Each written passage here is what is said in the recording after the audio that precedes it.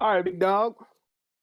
We back again. We live again. You know what I'm saying? Live chat like always on Thursdays. Yes, This sir. time, unfortunately, Bel Air has ended. So, we had to pull up with a new show.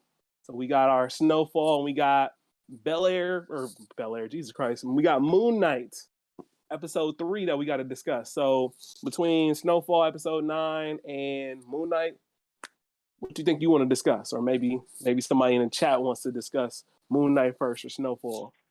Yeah, that's like I said, I don't really have a preference, man. So it's up, whichever one, All right. whichever one. I feel like I'm gonna be a little bit hotter on Snowfall, be a little bit angrier, but A little bit angrier. whichever one, yeah, for You was kind sure. of mad. Oh, I think I know why you mad. I think I Definitely get it. pissed. Definitely pissed. Yikes. Well, you know what? I got Moon Knight pulled up already, so let's just go ahead and start off with Moon Knight, Sure. episode 3, the friendly type. So before we start, I realized that the person that I saw in episode 1 with the glass in his foot was actually Ethan Hawke's character, not Moon Knight, not Mark or not Steven. It was Ethan Hawke's character. So I'm interested to see how that's going to carry out. And in fact, I think in some of the scenes in this episode, I saw him and like heard glass as he was walking. I'm still confused as to what that was. Yeah. Also, recognize on our, I think it was episode 1 or episode 2 review, he mentioned that the people who believe in the God see the supernatural things. At least maybe, I don't know if that was his thought about why people can't see what's going on, or maybe, I don't know if he was confirming that or what. The people who believe in the God can see the supernatural things. So, okay, let's move on. Let's move on. It feels like a pretty lazy excuse, but all right. Okay, just throwing that out there. Maybe that could have been a possibility. Yeah, sure. But then they're still tangible enough to affect people who don't believe in them. Because if you remember, old girl started fighting the wolf that Steven was fighting as well. She couldn't see him, but she connected.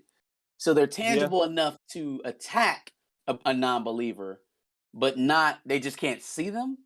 Again, so now we're back to random people getting drugged throughout the air or getting their blood drawn from seemingly nothing. You know what I mean? It's a bit of a cop-out, but I digress. Let's move on. Just throwing that out there. So we start this episode with Layla speaking with who apparently is her mother, who is printing her what seems to be a fake passport. Mm-hmm. She's venting about the situation with Stephen Mark and explaining why she takes these ancient relics. Basically, she takes them from the people who essentially stole them, and she's bringing it back to the people who rightfully own them. Mm-hmm. Or so she says. So what do you think about that little passport scene there? First of all, it is easy as hell to forge a passport. I wish I would have known, huh? Would have helped out. But yeah, no, she seems kind of is giving off Carly Morgenthau a little bit, fighting the power kind of thing. Carly Morgenthau was the big bad though, so. Well, yeah, no, obviously not to the extent that Carly Morgenthau was willing to go, but in the terms of taking from the wealthy or taking from the establishment and giving back to the people, that kind of thing, the whole Robin Hood arc. Yeah. So it's something that we've seen. Too bad Carly Morgenthau is. Maybe we could have seen something down the line, but I guess that wasn't in the cards. But I think it ultimately lines up with what Khonshu looks for in an avatar as well. So I think that was an interesting tidbit to drop to tell her what her motivations were for stealing, Yeah. All right. Like, cause that very easily could be misinterpreted by Khonshu, by your boy, by Arthur with the scales as you taking advantage of the innocent. Yeah. Right. So it goes back to the kind of the theme of the show so far, at least is intention or potential for evil, that kind of thing. So let's get a little note there about her I guess her intent or what she's actually after, why she's going and doing these heists with Mark and stuff like that. Yeah, I would agree. Mark Spector is doing parkour essentially through Egypt. And then he sees a guy get stabbed in the stomach. Apparently, this is the person that Mark was coming to see. Yeah. And then apparently that causes a fight between this little mini crew who apparently all know about Arthur Harrow. Mark must be a fan of Will Smith because at one point he goes to punch this guy, but then he decides to slap him. I don't know what was up with that. But I we think have. I think Go ahead. I think what's happening with that is that Steven is starting to gain more and more control Yeah. in those phases. So like Steven's not a killer. So Right. whereas, we talked about this in episode 2, Mark Spector is a mercenary. He's a Marine Special Forces. He's a killer. He's a trained weapon. Yeah. So like he's trying to your clavicle. He's trying to crush your windpipe. He wants you down and down for good. Yeah. Mark is kind of pulling him back a little bit. I think we'll see some more of it, later on in this episode. But I think that's what it was. It wasn't necessarily him having a change of mind. It's Steven like, nah, don't kill him. Smack him. You know what I'm saying? Fair enough. Pulling back in that instance. Well, right after that, we see him go to stab a guy in the stomach, and Steven actually shows up in the reflection and basically says, "No, you can't do that." And that's when we see another one of those little jump cuts. Yep.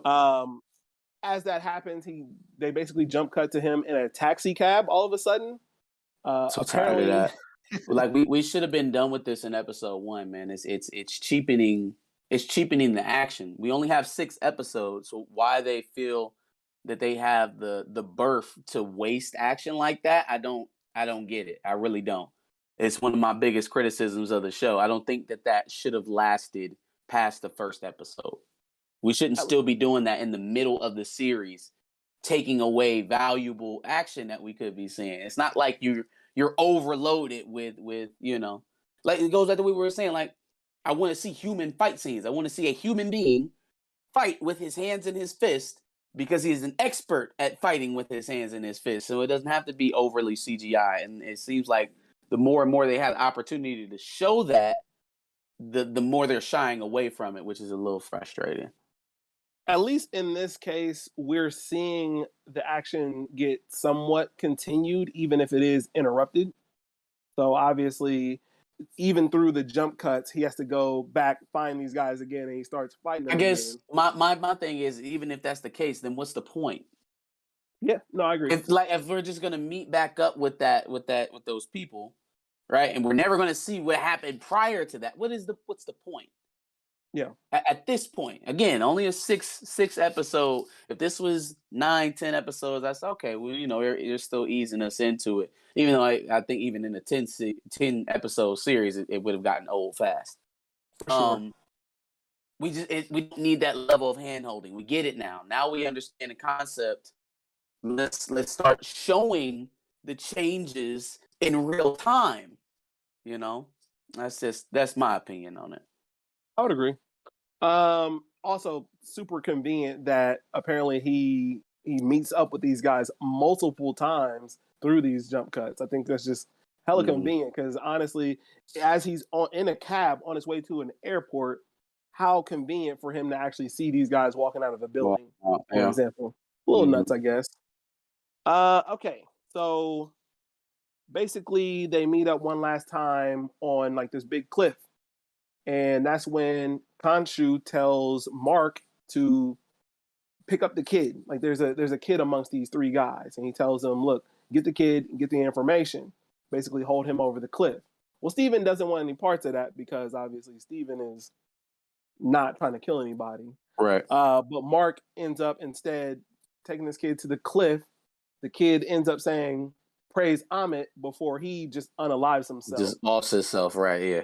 As opposed to actually telling him the information that he's looking for. So that's the eventual conclusion as to what happened with Mark and these guys. We're getting very culty. I will say though, if I can throw out a wild theory, to hang on to and eventually be let down from, it's okay. It's my that's my thing. This ain't Bel Air, so you got a chance. So it seems like Arthur does not have a problem keeping a lot of children in his apparatus. I know we talked about in episode 3, in episode 2, I believe it was, he was speaking to a speaking to a young girl speaking Mandarin, Hmm. right?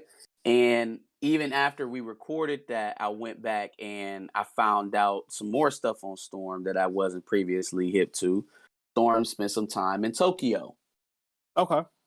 Maybe that was a time where she might have picked up some Mandarin and then, hitchhiked with old boy, hitchhiked with Arthur back over to, whatever country they're in. I still don't think we've defined where that is One issue with exactly. that though, What's up? Tokyo's in Japan, and the Chinese speak Mandarin. Ah, could she not learn Mandarin in Tokyo though? I mean, I guess it's possible, I guess but it wouldn't be. It wouldn't be the thing. It she wouldn't be could the. learn Mandarin anywhere at Yeah, that I'm not point. gonna lie to you. I didn't know where Mandarin was spoken, so Mandarin Chinese. got it.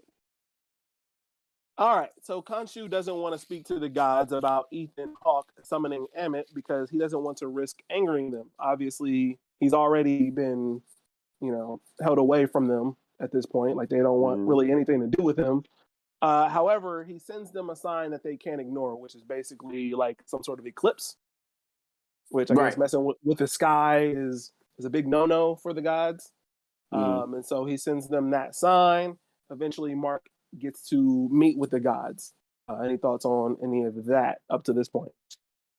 So I felt like when he gets into the temple, right, and he starts meeting with the gods, I I guess I don't know why I expected it, but I thought that would have been a good opportunity to introduce Bast.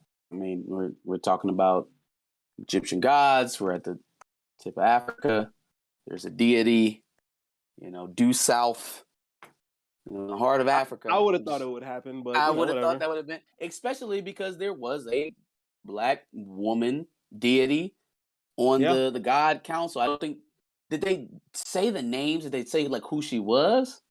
they said who the one like darker girl who her god was. I didn't catch it though, but everybody else, I don't You're think they talking actually about said. the girl initially when he walked in, the first one to Yeah, start talking to Mark. Yeah, yeah, yeah. yeah, yeah. She said who she was the avatar for, but I don't know that anybody else mentioned who they were Yeah. the avatar for. Right, right, right, right, right. So I mean, could be, could be Bast. Yeah. She did not mention Well, who she no, was. I think she mentioned who she was the avatar for, but the other, I think there was two other ones. They didn't mention who they were avatars for. I don't think. There was the main guy, the bald head guy. There was another guy, and then there was a black woman up there Oh, on okay, the okay, yeah, I stage. didn't. Right, three Maybe I guys, didn't catch the black woman, and then there and was then the first girl that he the saw. first chick. Yeah, yeah. There was Okay, a black woman up there. gotcha. Okay, Um, so then maybe yeah, possibly so she. that could have been Bast's avatar. I mean, I don't. Maybe we'll see, we'll see. But we Where's know it's a Hanuman? deity. Where's Hanuman in all this?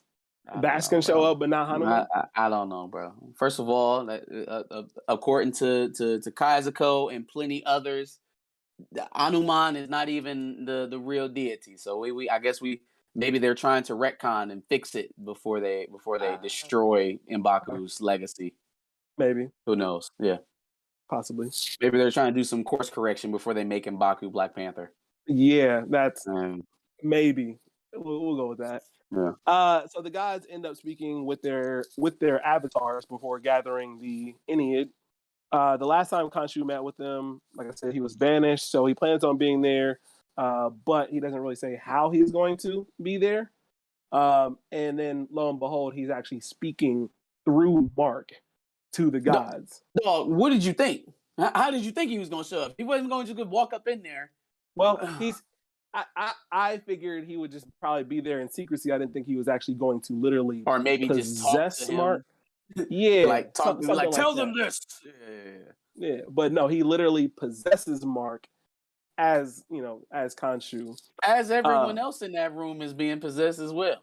yeah, Just told them. yeah, but I Hey, feel like they are used to being possessed at that point, whereas yeah. Mark kind of seemed like, oh shit, like this is The happening. hell is Okay, this? Right. Yeah. yeah. Yeah.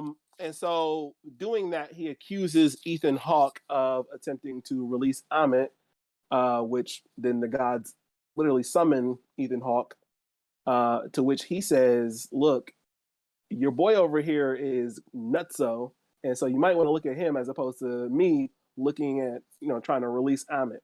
Ah, this was very like Big Brother versus Little Brother sitcom me. It's like, oh, Gerald's been taking my lunch money and beating me up.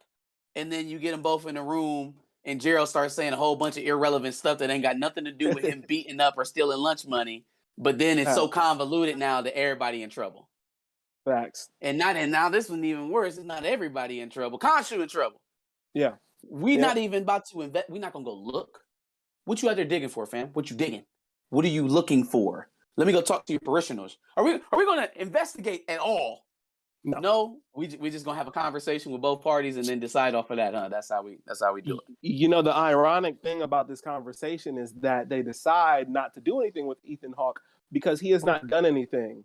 Ethan Hawke is out here judging people for things they haven't done yet. Hey, that's irony, boy. That's next level irony. That is next level irony. You were literally only but maybe that's the lesson that he's trying to teach. Like, yeah, I'm literally out here trying to release Amos, right? And because you won't take the initiative preemptively, it's probably gonna happen. Yeah. So you should have just listened to me from the jump, and then you would have been able to stop all of this. Now, wouldn't you? You would have been able to stop all this chaos. That's next level irony. For sure. One of the avatars ends up showing pity to Mark, the girl that he obviously saw when he walked in, and tells him how he still might be able to stop Ethan Hawke, but first he has to find the tomb of Sinfu. Apparently, Sinfu's sarcophagus is on the black market, and so now he has to go through and all of Cairo, essentially, at this point, to find where this sarcophagus might be. Luckily, Layla shows up, and she thinks she might know where it is. So off they go find the sarcophagus. Any thoughts up to this point? So as they arrive at the place where the sarcophagus is, there's a quick note about her being in Madripoor. Yeah, I was going to mention that. Okay, yeah. I'm like, what business did you have in Madripoor, man? That's where she meets Homeboy, who might have the sarcophagus. So I thought that was an interesting note. Homeboy was definitely on it when Mark was gone and missing, for sure. Yes, that's why he acted so stank. 1,000%. That's why he acted so stank now that Mark is here. He was like, "Oh, this is my husband." He's like, "Oh." He might have even handed him the left. I ain't even pay attention. He might have shook him with the left. Yeah, no, he was definitely on bullshit. Also, side note, R.I.P. to that guy. He's that was the actor that passed away.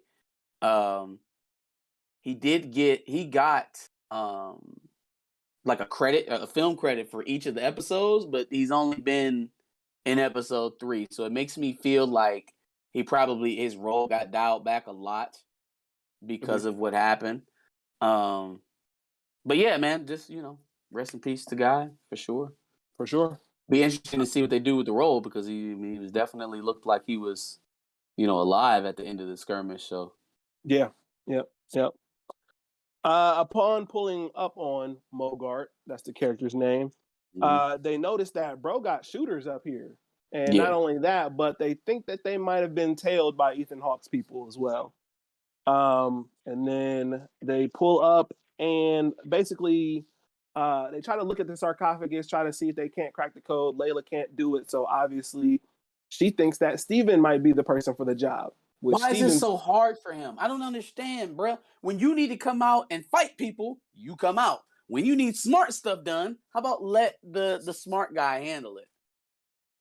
Apparently, he's concerned that Steven will take over and then try to shield the body from him. Literally, the next time he needs to fight, he's going to give it back to you. Y'all been fighting this whole time. He can't fight. The same way that apparently you can't read or decipher or whatever. So just why I don't know. It feels like we're taking a long time to get to the point of, hey, I'll do the brain stuff, you do the fight stuff, and we'll just go back and forth. Like how we haven't come to that conclusion already at this point, how we're still diving into danger, not having this understanding that, hey, if it's something intellectual, I'll pop in. If it's something physical prowess, you got it. It's very easy, I feel like. Because what are you gonna do? You gonna keep him from ever coming back ever again? We know that you can't do that. So the headstrongness of Mark, man, he's very hard-headed. Very hard-headed. Fair enough. And maybe whenever he needs to talk to a little dime piece in the museum to try to get a date going, he'll summon Yeah. Mark. Yeah. All right. So before he gets the information, homeboy security pulls up on him and flexes that piece on him. Couldn't be worse timing because now Ethan Hawke all of a sudden shows up to the shindig. Mm-hmm. Trust plays a huge part in this little scene here because now all of a sudden Mogart feels like he can't trust Layla. Layla feels like she can't trust homeboy Stephen Mark, and it just seems like everybody just all of a sudden now can't trust each other. All in this one little scene that Ethan Hawke shows up and is just shitting on everybody. Essentially, I thought that was interesting. Great. Sounds like a fight. So we got human Mark, we got human Layla, but a bunch of human soldiers, right? We got guns, we got horses, we got what's that jousting sticks and whatnot, right? Mm-hmm. Perfect scene to just have some normal human interaction, right? Punches, kicks, blocks, dips, dives, dodgeball. No. Not at all.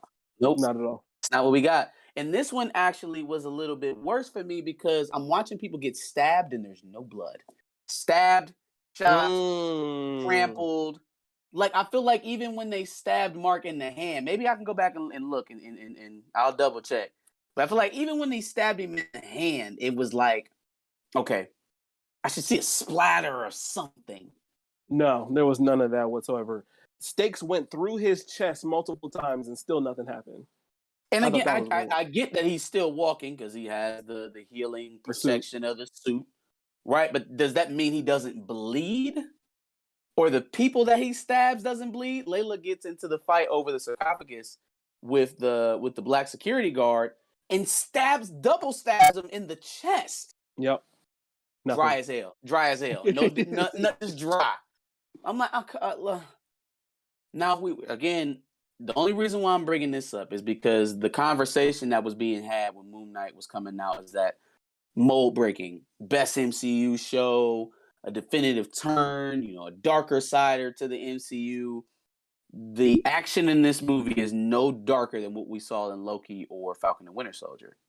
Oh yeah, no, I agree. I would agree. It's no darker. In fact, because of the jump cuts and whatnot, like it feels like there was just more action.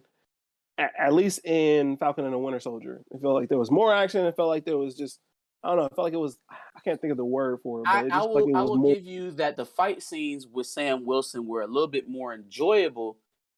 Not because I love the Falcon more than Moon Knight, or because of course, Anthony Mackie, but because he was actually fighting. You know what I mean? Like, now he got beat up, but it showed the human side of his character. Moon Knight is a human. Yes, he channels the power of a god, slightly stronger, faster. He's got the cape that he can glide in on, but he's not. I wouldn't necessarily call him superhuman. Like, he's still vulnerable to a degree. So I don't know if they're trying to change that here in the MCU version, but I don't know, man. I just, that scene kind of solidified it for me that they're still not ready to do. They're not ready to take a big step. They ain't ready to have anybody go out there and get their head cut off, or to see somebody get split down in half and have their organs spill out, or having tons and tons of blood splashing anywhere. My problem with that is that these characters that they're starting to unravel have darker pasts. They have darker origin stories. They have darker pursuits. There's supposed to be a darker tone here. Exactly, and it just seems like we're still painting with this one size fits all brush in the MCU. It's like, we still got to make it a way for a 40-year-old and a 3-year-old to enjoy it at the same time. And I don't think every single show needs to be like that. For sure. And it's going to be really weird once Blade comes out, because how are you going to have Blade without a darker tone? I'm starting to get worried, man. I really am. I'm starting to get worried. I mean, not just because of the fact that I don't think it started shooting yet, and Mahershala Ali is 50. He's old. Not to he's a little older. I want to say he's 59. That might be off though. He is 48. 48, about to be 50. Yeah. About to be 50 years old, playing a 28-year-old vampire that never ages. I mean, he looks good for Like, 48. No, he's fine. You know, attractive dude, it's cool. I'm saying, like, let's get on it so that we don't have another repeat of what we're dealing with right now in Black Panther, where, oh, you know, Blade had a great movie, he had a couple cameos, and now all of a sudden we're replacing them with Blade's sister. Yeah, no, that's a no though. Mahershala Ali's aging out of the role, so we got to get Blade's bastard son or something. Whatever new trope they decide to exercise, bringing in Blade. But that's my thing. Like, we're getting into areas of Marvel lore that are separate from that of the Avengers for a reason. You know, a Ghost Rider story, a Ghost Rider solo and Ghost Rider on the Avengers is something different. A Blade solo and a Blade on the Avengers team, totally different, right? A Punisher, totally different. Like, I don't think you can do these characters correctly going this route because that's not who they are. Mm-hmm. So it does make me a little bit worried for Blade. For sure. I would agree. Mark and Layla end up having an argument in the car ride after this big old fight because, again, Ethan Hawke then basically gave her all of this distrust because apparently there's something that Mark is still hiding from Layla. And so now she's a little upset about that. They reached that their he knew destination. that he got 20 personalities in his noggin this whole time and just ain't tell nobody. I mean, probably. She knows that he has 2 personalities. She knows there's a 2. Steven. Yeah, more than 2. For sure. And I didn't mention it, but earlier in this episode, there's reason to believe that one is actually probably going to show up, unless Khonshu maybe possessed him. But I don't think that's what it is. I think there's another one that's taking over at some taking point. over. Yeah, it seems to be a little bit more even violent than Mark. Mm-hmm. So just wanted to throw that out there. They reach their destination, and Layla basically wants Mark to summon Ethan, Jesus Christ, wants him to summon Steven because she can't figure out. Yeah, for the pieces, yeah, for sure. Yeah. Again, why is that so hard, Mark? What are you gonna do? You don't know what you're looking at, bro. You just playing around with stuff now. You wasting time too. The same way Steven was wasting time in that bathroom over there acting like nothing was happening before he gave anybody. They have a lot more in common than they realize. Yeah. The weird thing about this scene is that once he finally summons Steven and Steven's putting all this stuff together, it almost seems as if Layla is starting to get the hots for Steven. Because Steven is nice. Yeah. Steven listens to me. It's like, nah. But I mean, that probably is what it is. Mark been treating her like a piece of little dog doo-doo that you just scraped off your boot. Basically. And here's Steven all attentive and smart and oh, he's so soft. Yeah. Now, will that last or will it grow into something? Probably not. She's Mark's wife.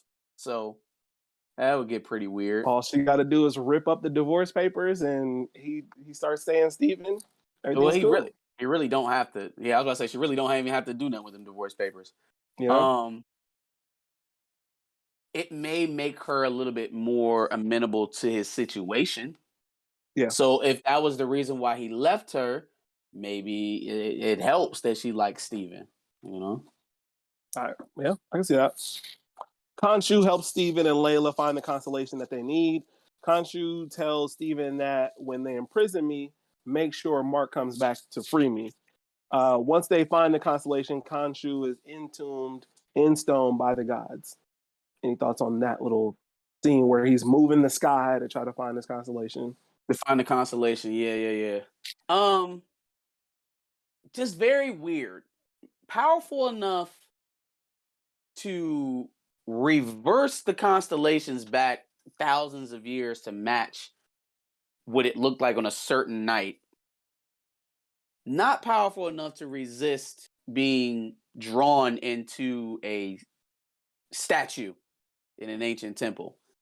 It's like very powerful on one end, but still very tied and connected. I don't think they've explained why they have so much control over him. Why Well, they're able to tether considering him they to a statue. considering there was 5 of them around the statue using their powers together, I, I I can give just them that. I have not seen a limited deity in the MCU, so this is new. This is new ground for me. Like even the fact that Odin draws his power from Asgard, or the well, no, I guess it's not the power cosmic, the Odin force, right? The Odin force comes from Asgard or whatever. It's like there was no, oh yeah, but if Thor and Hela go up there and they conjure together, they can steal the Odin force from you. It didn't work like that. You know what I mean? I haven't. I feel like there's more to the relationship, I guess, with those gods and Khonshu, more to the history, because why I don't know. I guess I'm wondering, why is he sneaking around so much? Why does he have to be so cunning as a god? I guess I feel like it's because he's not limited, but it's one god versus supposedly 5 Yeah, or but however many there are. that didn't even come into play. I'm saying limited in terms of needing to use an avatar to display his power. I mean, only having a very limited power set compared to what we've seen for other deity sized threats or just beings. Ancient One, that's another one. Like who could take power? Who could take the power away from the Ancient? Obviously, she got killed, but I'm saying who could just this is weird power. Let me take that. Let me just take it. I'm gonna just take it. We're gonna conjure you back. Now she got beat. Someone fought her. Now if one of them guys showed up in the sand and was like, "Hey, yo, what's up?" That's a little something different. I'm just trying to figure out why he's so. Was he depowered at some point? Is he only a shell of what he used to be? I don't. I feel like a god should have more overlapping power than just the guy with multiple personalities to Well, speak that's the through. other thing. They did mention that he was. I don't know if the word is banished, but he was like basically kind of kicked out of the group, for lack of a better word, because of some shit that he's already done. So there is that. Maybe he's not as powerful because of that situation. Because of that, yeah, it's got to be something, because between him bouncing around asking Mark to do shit, and then he finally gets in front of or he starts working with the constellation, showing some actual power, and then that's it. That's my big whoop. Now they pulling me back to the 3-foot statue in the temple. Yep. So I don't know. We'll see. All right. So Ethan Hawke sees Khonshu entombed in stone and is told that Khonshu can hear him. That's when Ethan Hawke says, "Your torment forged me. I owe my victory to you," which is exactly what Buckeye fans plan on telling that team up north on November 26th. Yeah, it's not going to happen. Just thought I'd throw that out there. That's not going to happen. But your torment forged me. I owe my victory to you. Mm-hmm. That's what I want to say to you when we win. Sure. Yeah, I know. All yeah, right. yeah. Don't forget that you said that either. Oh, I won't, because I'm gonna bring it back. I'm gonna bring the clip back. Sure. I guarantee you won't. Okay. Guarantee. Okay. All right. Any thoughts on that Ethan Hawke scene at the end? Talking big shit. He's like, yeah, little bitch. Yeah. You in the statue now. You can't do nothing. What you gonna do now? What you gonna do, Khonshu? Yeah, Ethan Hawke wasn't talking that big shit when Denzel was riding him around in Training Day. Definitely was not. Any other thoughts on Moon Knight episode 3? Again, another satisfactory episode. I want to see. I kind of want. I don't think we've seen the suit yet without CGI. Like, I want to see what the actual suit looks like in real time, like real flesh. We should not see more jump cuts. We know who's involved. If there's a third personality coming in, great. Did you mention that though? Did you bring that up about the third person? Yeah. We kind of discussed it a little bit. We talked about it, but did you say like why there may be a third? I don't think you ever explained why. Yeah, because he was a little bit more violent than Go ahead. Go ahead. No, there was something that happened that made us believe that there was a third person. Yeah, because Steven couldn't remember anything that happened, and Mark couldn't remember anything that happened amongst When? those jump cuts. Yeah. Amongst Okay. those jump cuts during the Yeah. fights. Yeah, and it seemed that, like I said, they were a little bit more violent than either one of them would ever actually be. I would like to see that. I would like to see it. I would like to see why they're so bewildered, because the reason why I wanted you to say that is because I missed it the first time. I got you. It was, I didn't catch that, and I was like, they probably should have just showed us the scene to define that, to show us that, okay, that ain't Mark or Steven. How else do we know that other than them saying, "Oh, I didn't." Like I literally missed it. I literally missed them saying, "Oh, I didn't know. Oh, I didn't know." Yeah. You know? No, it was super glanced over, but I mean, we'll see. I do find it weird that we're already halfway through this show. You know, and doesn't it feel like there's still so much for Yep. them to tell us? Yep.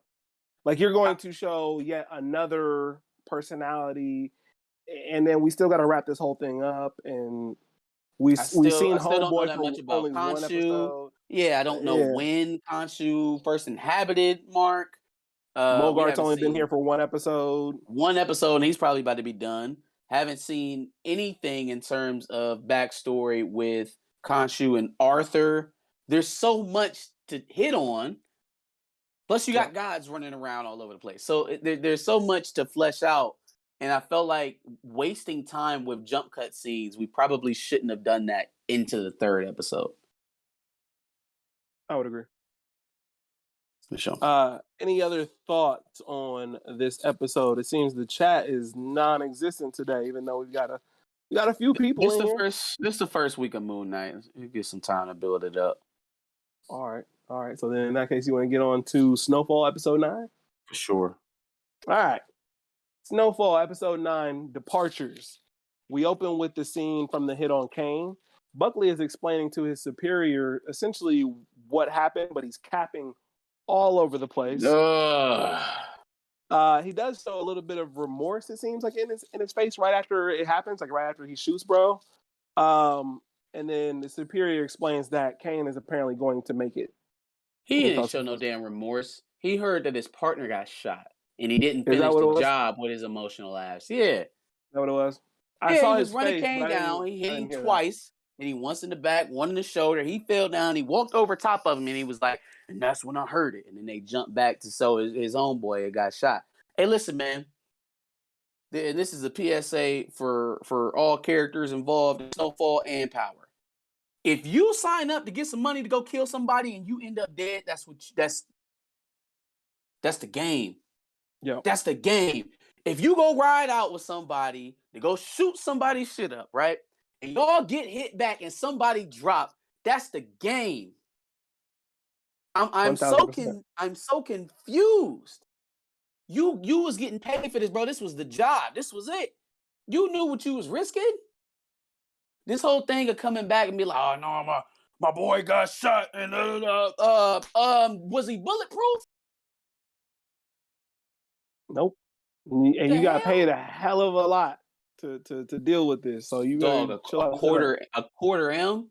You know what I mean? Well, that's if he get it. But yeah. No, big cap. Definitely, he didn't even have a solid enough story going in. Like, oh, we got a tip that they were selling drugs at the pool hall. Woo! Woo! Except not. Boom. Technical difficulties.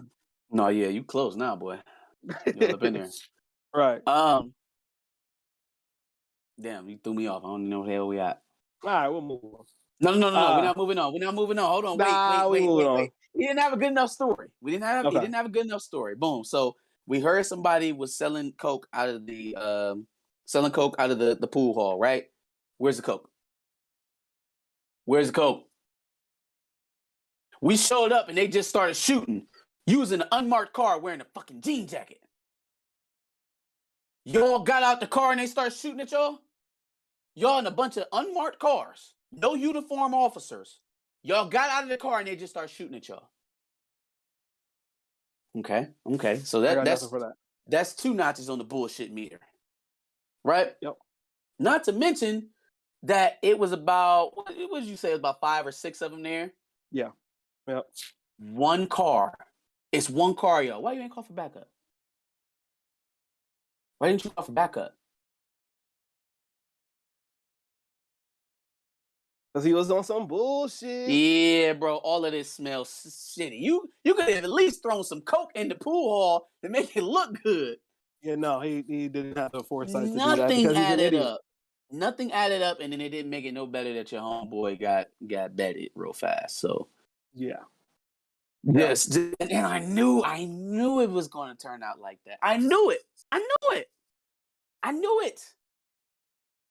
Yep. Dirty shit done in the dark don't never turn out well. That's a fact. Franklin is laying in bed when the phone rings. Leon heads over to Franklin's for the first time, which is absolutely wild. That's the first time. That's the first time Leon you've been to the up. crib? Yeah, that's crazy, right? For somebody to be living in a place that long and you ain't never visited. That's nuts. Especially if that's your boy. Yeah, that sounds like a personal problem, bro. Especially when you had your boy over your house all the time, like on a regular technically, basis, you're here right now. You can see it right now. I don't know anything about that place that you were in. I don't know anything about that place that you were in, sir. Nothing. I don't even know where it's at. Actually, to be honest with you, I think we had like a little housewarming like years ago, and I think you went out of town that week. And so it was just like, well, you ain't been there years. I've been here a year and a half, bro. Anyway, oh no, I've been here a year. But anyway, so Leon tells Franklin about the hit and that 3 of Kane's people were killed. Leon and Franklin essentially both know. Obviously, Louie did it because neither one of them did it. So, any thoughts on that? So okay.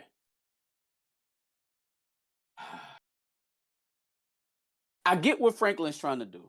Franklin's trying to give up on all of the control stuff because he just wants his family together. You know, he wants his family together, and that's more important to him than ultimately than winning at this point now. Because he realizes winning was always at the forefront of his mind in terms of what he wanted out of life. Mm-hmm. And that's pushed some people away from where it's forced him to have to do some harsh things to some people that he formerly cared about. Yep. So I get why he's, kind of taking the hands-off approach on Louie, because it's like, well, what you want me to do? You want me to go shoot my aunt? You want me to go sick the dogs on my aunt? I can't do none of that. And at the end of the day, your homeboy shot at me, my baby mother, my mother, my aunt, my uncle, you, Javi, anybody that I give a damn about. Also, yep. And they almost killed the plug. I mean, look. He tried to end everything. I was about to say, I was good, you was good, but I can't speak for her. So I get that. I do. I think Louie and Jerome were expecting a much more ferocious response from Franklin, but he wasn't trying to give that energy. So I guess I get it. I also get where Lee coming from, because it's like, man, we just told that man, we put some money in his pocket, we put him on the payroll, and y'all fucked around. You looked me in my face and said, all right, we good, and went and shot him. Like, at least nut up and tell me, like, no, I'm not with that shit. I'm not on it. You know what I'm saying? Because now we can draw some lines. But what you did was some snake shit. You said, okay, everything's fine. And then you went and scheduled a fucking hit on boy. Like, that was grimy. Yeah. For snake shit. Leon wants something done for Kane since Franklin and Leon have a deal with him. Obviously, this is the conversation that they're having at the crib. We move on to Louie and Jerome laying in bed, and after commenting on the wedding, Louie wonders if everyone knows about the hit. And Jerome comments that Leon has paged him like 5 times. 5 times. Yes, everybody knows. Apparently, they all Louie know. And Jerome, they know it was you. Apparently, Louie and Jerome got a honeymoon planned, and they will be gone for probably a few days. Ain't getting on that fucking honeymoon. They ain't going on that goddamn. That's a bad foreshadowing right there, boy. You ain't going on that goddamn honeymoon. Okay. We'll be back before the next drop. You ain't going nowhere. Oh, okay. You ain't going nowhere. All right. Buckley gets done capping on his official statement, and as he finishes, the captain or internal affairs, whoever that white guy was, requests a blood test be done on Buckley because obviously, right then and there, this man is high as a kite right now. Like right yo, now, right now. fam, yeah, I'm like, damn, you went and did the job high. Like he didn't have. I swear to God, boy, LAPD must be the best position to have as a cop because he didn't give a damn about nothing. He went in high. He ain't planting no drugs. He didn't have no witnesses sitting off in the cut to corroborate his story. This was the loosest hit I've for $250,000, fam. Yeah. For $250, and didn't even get the job done. a quarter M, and this how sloppy you? A $250,000. I'm expecting fucking Reed, somebody like Reed. Yeah. I'm expecting them to be in and out. It don't even look like nobody died for real. It looked like he had a heart attack, untimely death, or how he did Irene. He died in a DUI or some shit like that. Yep. Not all right. We gonna pull up, hop out, and air that bitch out, and hope we hit him.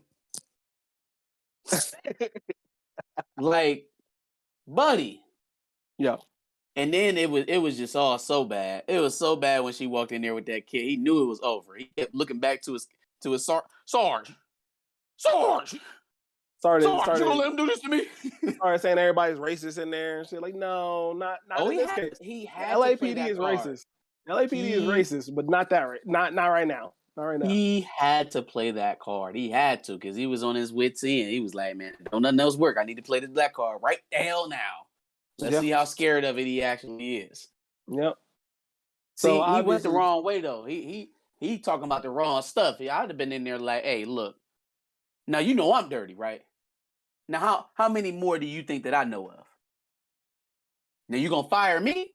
Well, I might just get talkative. I might just find me an LA Times reporter and just report on everything that's going on in the damn the shit. Yeah. You know what I mean? I'll blow the whole thing up. If I'm going down there, everybody coming down with me.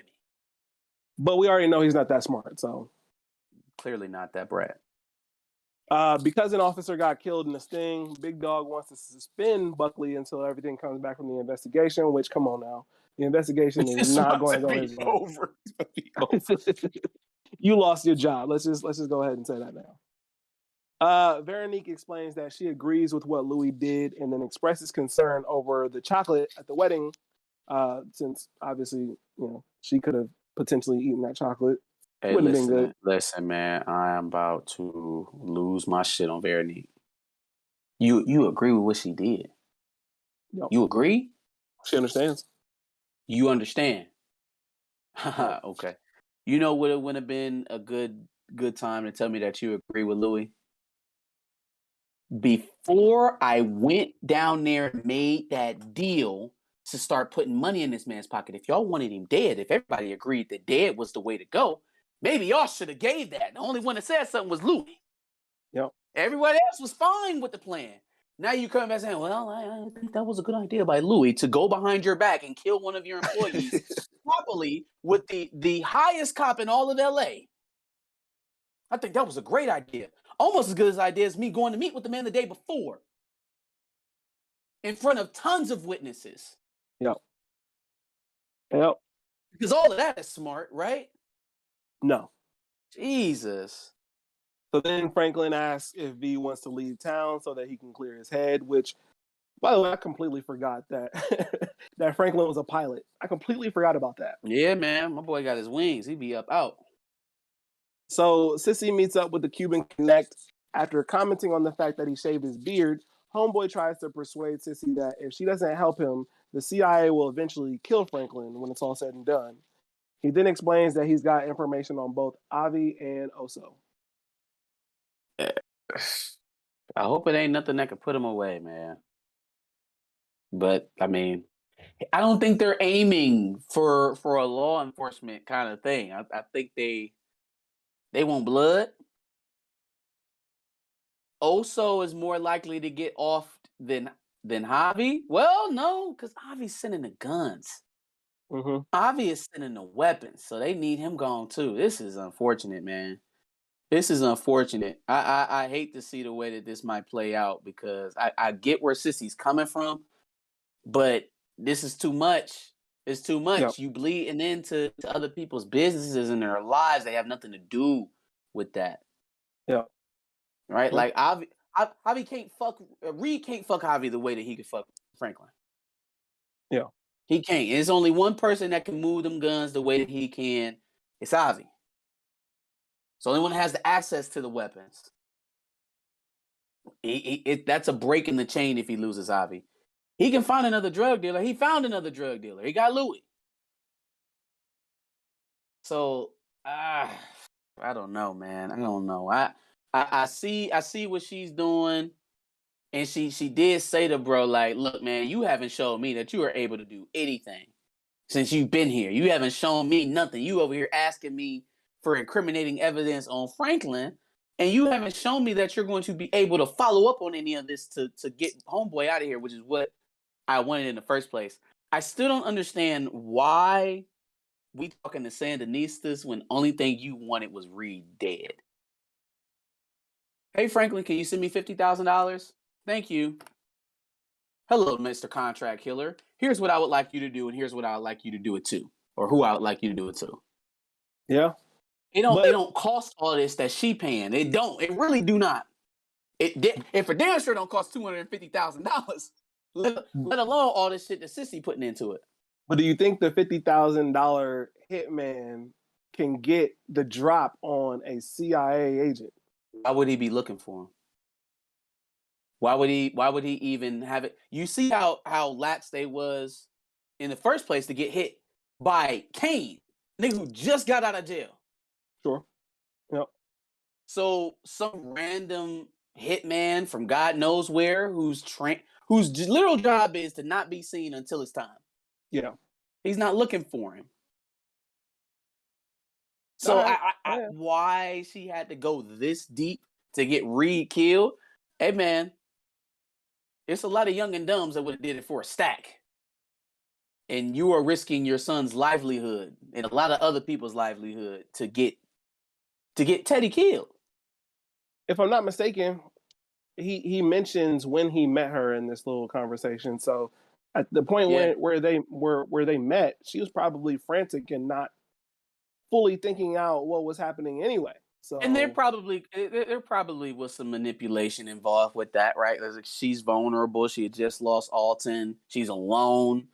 She has vengeance in her heart, right? Like she was probably getting drunk off tequila and telling everything while she was down there.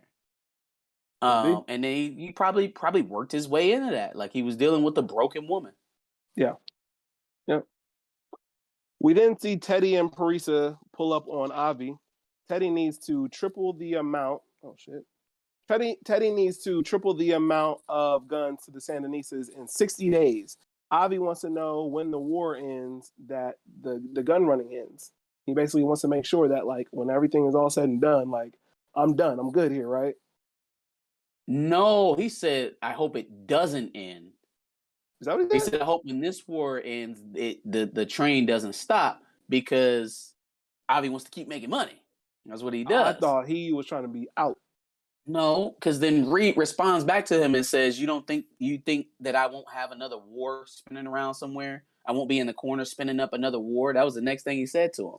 He's trying to make sure that they can keep making money after the Sandinista Contra thing is over.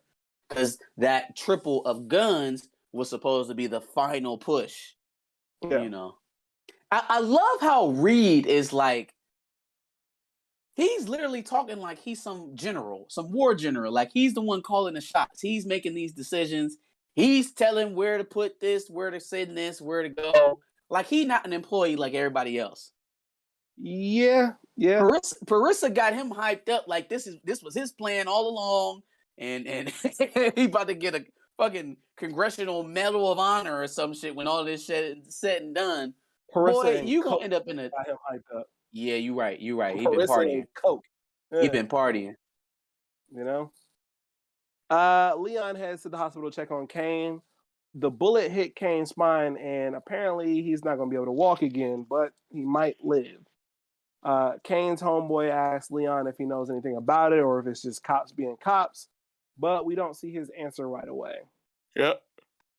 I'd have snitched. Which, yeah, I'd have snitched. You know? That motherfucker over there, her, Louie. I'd have snitched. I'd have sent them right to her door. Oh, you don't care?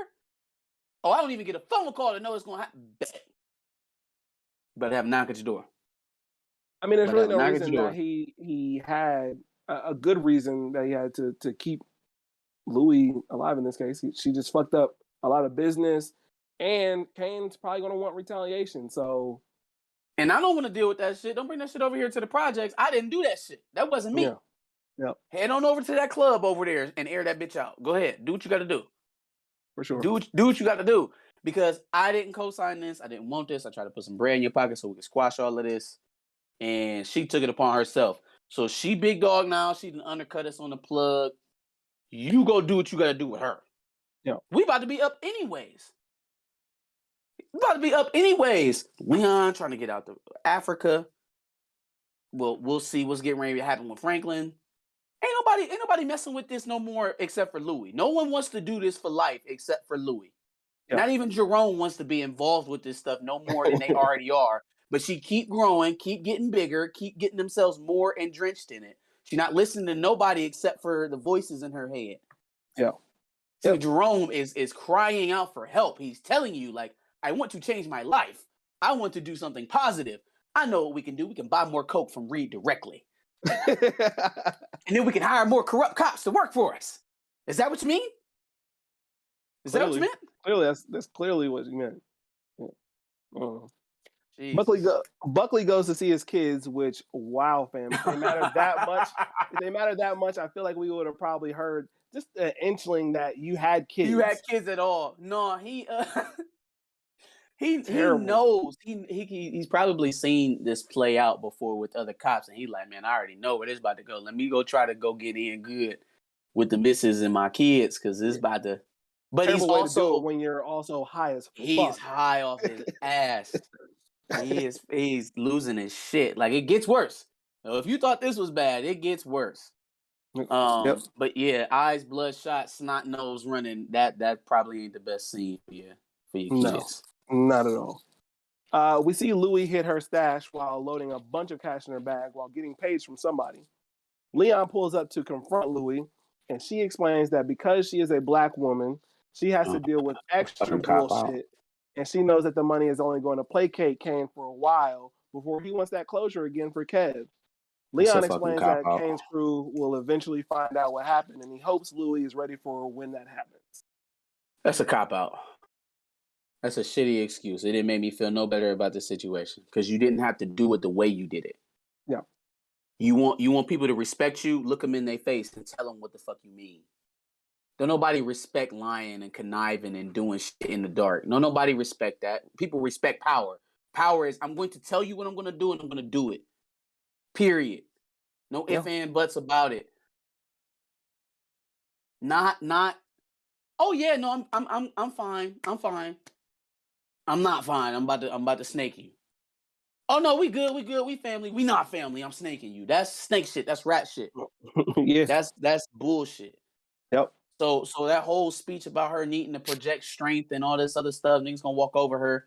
Then you should have told Leon and told Franklin right then and there, I'm not with this bullshit. I have a reputation to protect. Y'all do what y'all want to do with him, but when I catch him, it's on sight. That's what you say. Yeah. All that other shit that you tried to do, yeah, that was snake shit. That's that KD shit right there. Not to mention the other moves that you made at the same time as you doing that. Yeah. Yep. Okay, so Franklin is doing his pilot thing. He's making his way to wherever they end up going. I don't think they actually said where they end up going, but they head to the beach. And that's where Franklin basically tells V about his acid dream that he had and what V had to say to him in the acid dream, which is basically you can't live these two lives. Lo and behold, she's actually telling him the complete opposite in real life because she understands. She knows that, she obviously had to do cons with her mom and she tells the story about how she had to basically shoot a dude, and then eventually she ended up in law school. So obviously you can live two lives. Her mom shot a dude, yeah, because she was about to die. She was getting choked out. Yeah. Do we still think that she's scamming Franklin somehow? Somehow, some way. Because what was that little conversation? Because that story just kind of put it back in perspective for me. What was the conversation with Kane about? What exactly were you trying to get done? What could you negotiate with him after the fact? After Leon and Franklin have negotiated with him, what are you doing more? What was that? Yeah, you have no value or no play here in a negotiation. So what? I'm very suspicious of Veronique at this point because she keep telling me things that make me question her character. Yeah, but I've been here questioning her since day one, and you wouldn't let me live. So you've been questioning her face. No, not me.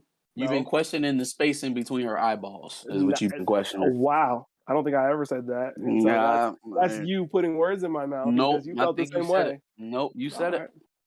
All right. Teddy and Oso go to meet up with Louie. I want to point out that the license plate on Louie's car said 2-piece, which I thought was hilarious because if that's the same car that Jerome drove off in after he squabbled with Homeboy, that's hilarious. Your license plate says 2-piece? No, that's gangster. That's gangster as fuck. Anyway, so Teddy and Louie meet up. They exchange pleasantries during the drop.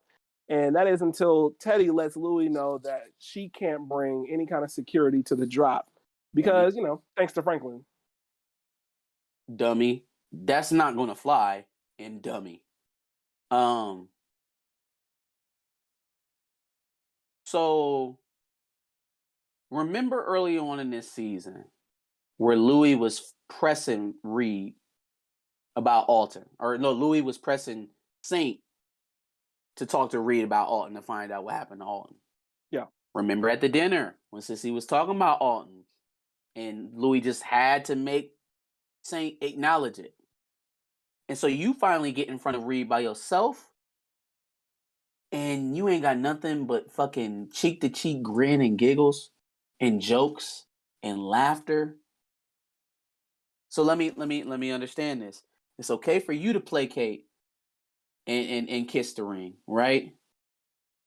But for Franklin, it's hey, whoa. No, you need to address that. You need to address that. Address that. You didn't let this man tell you to don't pull up with nobody else besides Jerome. Like he run you now. Like he runs you now. Do you think that her getting him to talk about Alton was a play to try to maybe make Teddy a little angry, and then now we got a little bit of friction here? Maybe?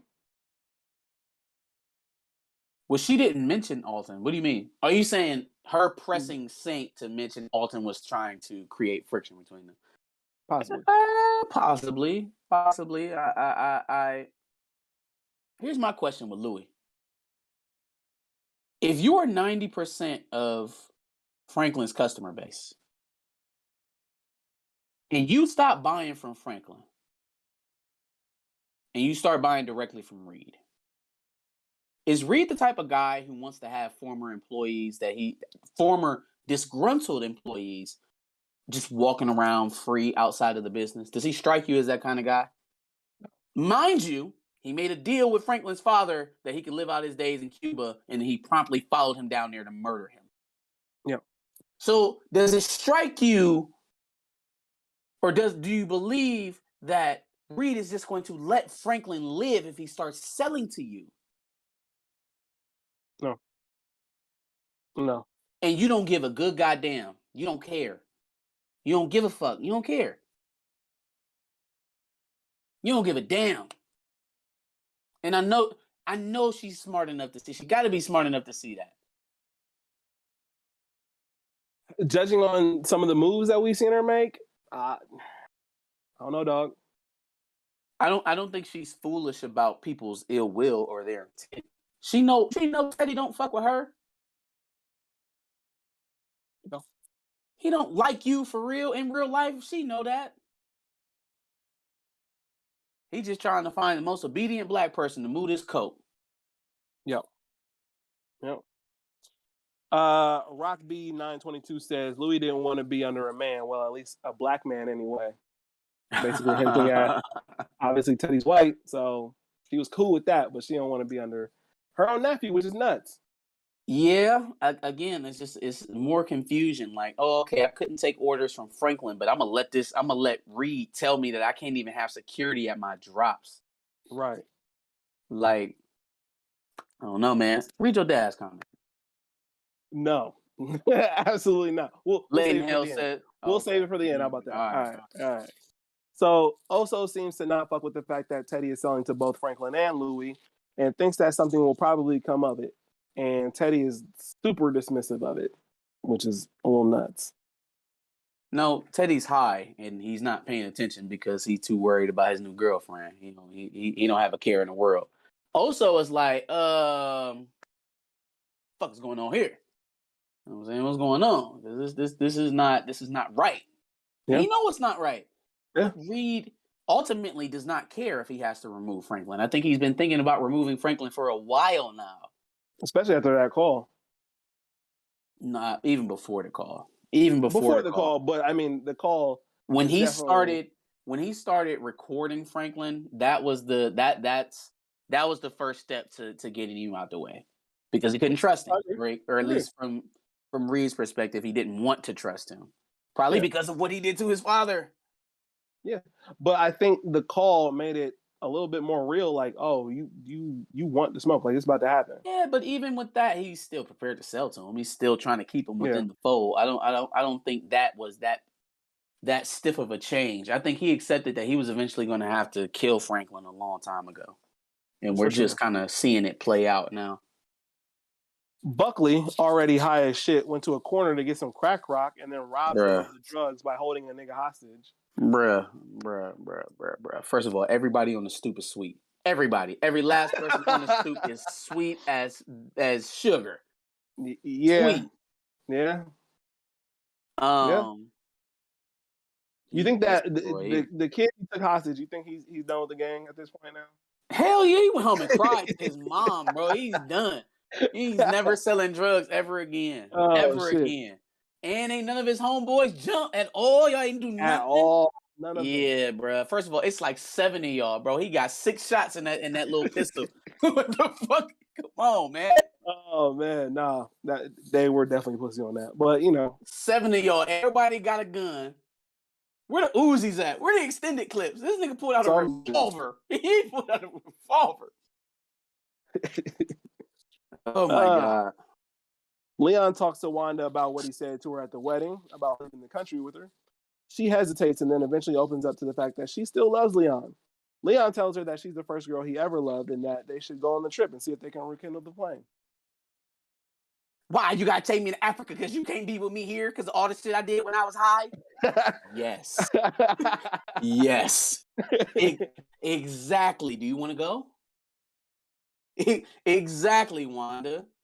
Do you forget that people used to call you the alphabet girl? You was in Man Boys Club, spitting the alphabet. You remember that? You remember I had to tie your ass to a sink in the apartment to keep you there so you could detox, and you still made it out somehow? Yep.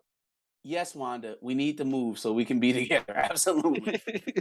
Because I be damned, I'm sitting at goddamn Roscoe's, and somebody notice you and be like, alphabet, because I'm going to lose my shit. I'm gonna lose my shit. So yeah, we better go to Africa. Let's get as far away from Compton as we possibly can. For sure. Louie and Jerome are pondering on whether or not they have to kill Buckley, and that's when Franklin shows up to the club. Franklin comes to apologize about how he handled Kane by speaking with him, and states that he wants to keep the family together. Louie is fine with that, but opts to tell him the truth about her business with Teddy. Betrayed, Franklin lashes out a bit, especially when he states that she's basically swiping the business out from under him. He starts to leave, but then he laughs and then says, "You wanted to be out in front? Good luck." Yep. Now he can go. When he off Jerome, don't you call me. When he killed Jerome, don't say nothing to me. Don't say nothing to me. Don't call me for help. Don't ask me for money. When he decide Jerome is an impediment to what you and him got going on, and he's too close and he needs to isolate you, don't call me. Don't call me. Matter of fact, I might send one at you because you got my uncle killed with all this bullshit that you're doing. So you might want to look out. Yeah. Yep. I just that was such a heartbreaking scene, man, because it's like he's finally just giving up. You know, you reach a point where you just stop arguing with somebody and you just give up. He's trying to give up, trying to give her what she wants, trying to give her exactly what it is she wants. But you just had to take it that one step further, didn't you? I even forgave your transgression. At this point, I'm still top dog in the organization. Yeah. And after all the times that I've saved you and pulled you out of bullshit, that's how you do me? That's how we go out? I'm making decisions to keep the family together, and all the while you're snaking the business from out underneath me. Anything that she get, whether that's Kane's homeboys pulling up on her, Buckley betraying her, Reed killing her or any of her family members, whatever. All of that shit is on her now. You can't blame Franklin for none of this shit. All this shit started because Franklin was making decisions that affected y'all's lives. Got you shot, this, that, and the third. Really funny that Black Diamond and old girl can stay around. Oh, because they can be bought. But I guess Kane couldn't have been bought. Yeah. Yeah. Stupid. Right. Also stupid. Louie apparently still hasn't changed her locks on the office door because somehow this nigga Buckley gets in again unannounced. After pouring his heart out about losing everything and wanting his bread for the job on Kane, Louie invites him to be a part of her organization since he has police connections. Well, because he's down on his luck. She ain't even had to kill him because he ain't got nowhere else to go. Yeah. So he gonna take the only hand that's left to reach out to, and that's Louie. Yeah. Yep. The Cuban Connect is in the car with someone from the KGB, supposedly. They lockpick the door to Avi's business and try to go through documents. That is until Avi shows up with Avi the whooped that ass. Yep. Got out there and started scuffling. Avi wasn't having it. I'm sitting there saying the whole time, like, man, please don't kill Avi. Please don't kill Avi. Please don't kill Avi. Don't kill him. Don't kill him. Don't kill him. Please don't kill Avi. One of my It would have favorite been pretty characters. easy for them to do that, though. Obviously not. Avi wasn't playing. No, for sure. I'm just saying, like, if the writers tried to go that way, they could have easily. Oh, yeah, no, it easily could have went left, for sure. Honestly, thought that's what they went there for. Yeah. Not gonna lie. But it seems like they're still gathering information. Yeah, so maybe Avi survives, hopefully. Yeah. Well, Franklin meets with Teddy and lets him know that he's sorry for calling him and telling them that he has to kill him. Then he explains that because Teddy went behind his back to make a deal with Louie, that their partnership is officially over. Done. You can have her. You have her. Now see if she do what I do. Let's see. Not as much money as he was talking about he was making for him. Like $54 million a year or some crazy shit? No. Louis not doing that. Louis gonna find a way to fuck it up. No, he made him $54 million since they started selling, I think. Or no, I mean I guess that could be per year. I don't know. Either way, a shit ton of money. Shit ton Louis of money. is not gonna. And again, Louis, if you could have did this shit without Franklin, y'all would have been doing it before Franklin. And that how that keeps getting lost on her is so baffling to me. Y'all was selling weed out the crib. Yep. You wasn't even selling nothing, Louis. You was bagging. Bag boy, paper or plastic. While she was with Claudia. While she was trying to get under Claudia's shit. No, she tried to leave Jerome to go fuck with Claudia because she needed more. She's always needed more. Jerome wasn't doing enough, so she went to Claudia. And when she needed to bail out, who she called? Franklin wasn't enough when she was working for him, so she went to Arkansas. When it didn't work out, where did she go? That's the man that you snake? Yep. Man. Yep. Hey, look, man. K-Pac says, I hate Louis backstabbing ass this season. She's been line stepping all season. I'd love to see Franklin turn up on her deceitful ass. She gonna get a piece of it next week. I don't know how far it's gonna actually go, but she definitely gonna get a piece of his mind. And I agree, man. It just seems like so much deception.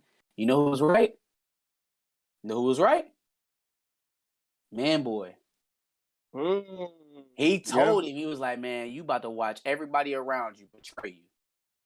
So we had Rob, we had Peaches, now we got Louie and Jerome and Reed.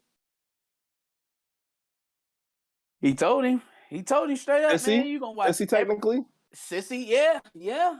Well, I think Sissy might actually end up being his only savior when all that shit hit the fan next week. Nah, Leon, no. Leon's still true to the game. Man, Leon about to be out with Wanda on a private jet. True that. He on his way to Johannesburg. True that. Pop said Franklin is going to have to kill Reed because he is not going to let Franklin go. I that's what I'm on. Right? I'm trying to get Reed out of here. I'm trying to get post drug game Freeway to see how he adjusted his life. That's what you can show me in season 5. See, but you know what I'm saying? I'm good. If Franklin kills Reed in the season finale, we still got one more season to go. Okay, show me something else. Sure, but where do we go from here? I don't know. Anywhere. Reed needs to be gone next episode. He needs to be gone. It's been too much deception. It's been too much build. It's coming to a head, obviously, right? From the previews that we see from next week's episode, it definitely looks like Reed is not going to be, too happy about Franklin quitting. Yeah. So now that we're finally here, you know what I'm saying, and we got a squad up, shoot your shot and don't miss, Franklin. All right, shoot your shot and don't miss. Fair. Because then if he comes in, think about it. If he comes in to the final season alive, that means we're going to have a whole another season of Franklin and Reed. Yeah. We've had that. We got it. We didn't got the friendly relationship. We got the build. We got the origin story. Now we got the conflict. We're here. Here. I agree. Pay it off. But don't give me a mecha in season 6 as we're about to end it all. Like I need something. Maybe it becomes Franklin versus Louie and Jerome. Maybe Mecha's death was so disappointing because it was just in underwhelming fashion. Like he got shot in the head by Monet. And then all of the other particulars around that setup, that story, were just haywire and it didn't make sense. So that's why it was so damn disappointing for that. If Reed gets shot in the head by Franklin, if Franklin shoots Reed in the head, perfect art. Hell, you can end the fucking series on that. Okay, but that's my point, right? It's something that is so big to the story that how do you top that in the final season? The only way I think you do is he kills Reed now, and then that sets off this huge war between Louie and Franklin. I think. I don't want to see that. What else is there?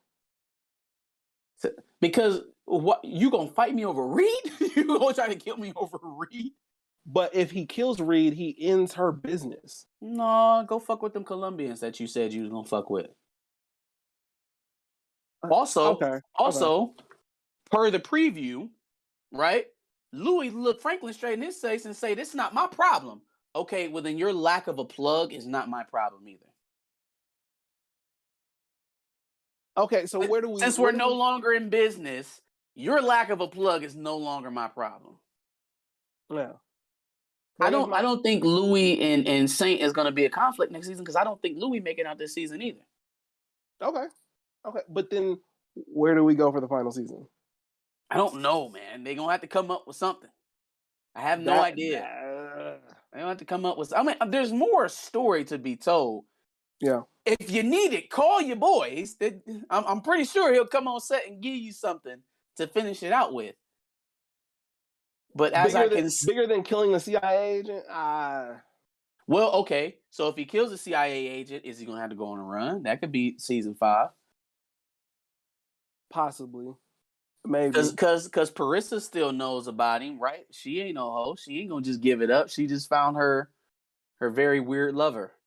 Yeah. She'd be very upset if Franklin takes her away. Okay. All right. What if Oso takes it personally and chooses to side with Reed? No. I doubt it. I doubt that. He's already like, man, fuck this nigga Reed. What if the Contras? What if Reed dies and the Contras make their way to the States to figure out what happened to him and why there's no more guns coming through? Guns or money? Possible. All right. So then we do have a couple of potential arcs. Then I just want to make sure, like, if we kill Reed now, what is left? Like, why am I watching? It's already. It's Bruh, already. What do you think about season 5 so far? Like, how do you feel it stacks up to some of the other seasons? it's. I would say this season is a little less based on the history of crack cocaine and the cocaine trade in America, and more so on the fantastical nature of the 80s. Like, it seems like they wanted to give us more shock and awe episodes this season as opposed to sticking with the story. I feel like we kind of veered off a little bit this season, in terms of what they were showing us. Like, he had the tiger episode with the dude in the backyard. You had the little vatos they were running from. You had the LSD episode, which was a fun episode, but it was just like, what does Where are this we have to going? Where do? are we going? Yeah, What are we where are we doing? going with this? Yeah, Yeah. So there have been quite a few episodes this season that have made me not scratch my head, but it's like questioning the ultimate direction that we're heading in. Yeah. It does seem to be a sharp contrast to what they were giving us at first, which seemed to be just straight up origin story, origin story, origin story. Been a lot more like filler this season, I feel I like. think it's interesting that we've taken a turn with this season from the thing that I think most people enjoyed about Snowfall, and it's the fact that it's really based in reality. Like, obviously a based on a true story somewhat, Mm. but I think just the fact that it just seems so much more real than the other shows we were watching, like Power. I think that was like the big thing about Snowfall, and now it's kind of gotten a little bit away from that. Mm-hmm. Not to say that I'm completely disappointed, because this has still been a decent season, but I don't think as well as, like, for example, last season I thought ended with Oh, a much huge better. bang. Much better. Yeah, last season was pumping. The last 3 episodes of season 4 were phenomenal. Yeah, yeah. Sure. And I don't know if we will see that in this season. I don't think we'll get that big of a bang unless Well, I mean, we're on Franklin episode kills. 10, so obviously we're not Yeah, going to get it this season. But yeah. yeah, if Franklin put one in Reed for good, that'll do it for me. Rubber Okay. stamp. Okay. Let's see here. K-Pop says Leon been a soldier right when Franklin since day one. Leon the one that made Franklin step up and take this shit serious in season 1 and boosted Franklin up when he went to prison in that powerful scene. I'm thinking alluding to the fact that we were saying that Leon hasn't betrayed Franklin yet. Yeah, no, for sure. For sure. Well, when we were listing all the people that have betrayed him. Yeah. Yeah. Leon hasn't betrayed him. I don't think did we say Leon? No, I was saying that Leon was the one that has The betrayed one. him. Yeah, no, for sure. I mean, Leon is his right hand, man. He's been there even when he didn't want to be there. Yeah. So he's definitely earned the right to get up through if that's what he wants. And Veronique hasn't betrayed him yet, but I feel like Veronique Ooh, at some point is yeah, probably no, I going feel it coming on. I feel it coming on.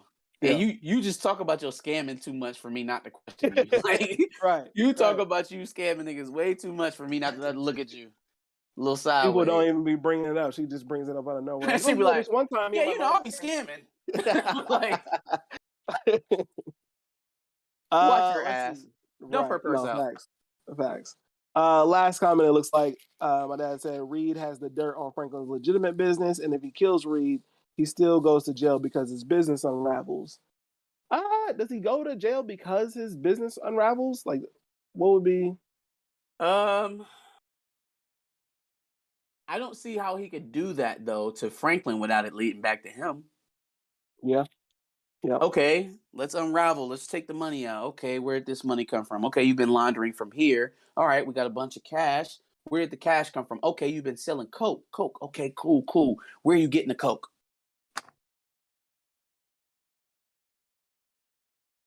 I don't see how he exposes the legitimate businesses without it ultimately leading back to him. I think that was his whole problem with Franklin setting up those big businesses downtown in the first place, because it drew too much attention to them. Yeah. Now his cash is a whole nother thing. If Reed somehow knows where Franklin is holding his cash now, oh my Jesus. Which brings me to I guess now the last comment. K-Pop said we still gotta find Peaches, which we do. Yo, What's going on, where Peaches, is bro? Peaches? What's Yeah, going no, on, Peaches, bro? Peaches been gone since episode like 3. And Damn near. Peaches might have died, y'all. Nigga said he had a cough and just dipped off. And dipped. No, he might Nigga have took a day died, off. y'all. Nigga took a day off and robbed his boss like Craig and Friday. He's living out his last day somewhere on the beach. Could be in Thailand or Nope. Burma. In Burma. That's Thailand.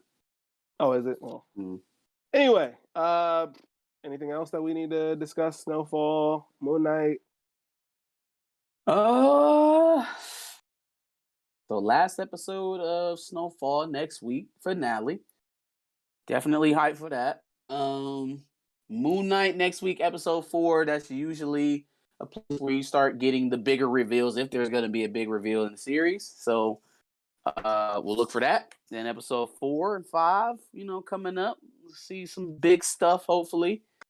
I think I'm a little bit more apt to think that that's going to be coming from Snowfall than Moon Knight so far. I would agree. If I had to judge. I said I would mention it before we ended the chat. My dad, very first fucking comment that was just sitting there for a while. Sorry for being late. Ashanti wouldn't let me go. Yeah, no. Hey, tell her we said what's up. And Dad, next time let the OG go so he can watch the live. You feel me? No, see, if he knows Ashanti, then why haven't we gotten an interview or?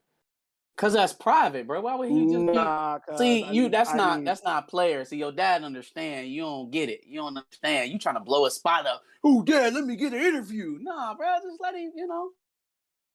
Nah, see, he clearly knows BMP is in effect. We need that scoop, dog. We need that scoop. Black media personnel, we in here. Hey. Mr. Layton, if you ever get a celebrity girlfriend, I'm not requiring you to bring her on the podcast. I didn't say requiring That's your either. son. I said requesting. You know what I mean? You do what you got to do. I support. We can't get a 20-minute interview. Just see what's going on with Ashanti. Hey, I think you could be doing better things with Ashanti for that 20 minutes. I mean, yeah, but then after that 20 minutes, can we get 20 minutes so we can have an interview? After? An interview, not that. Gross. I mean, like, you want to interview her after? Not right after, no. All right, this is going off the rails. Anyway, on that note, we are out.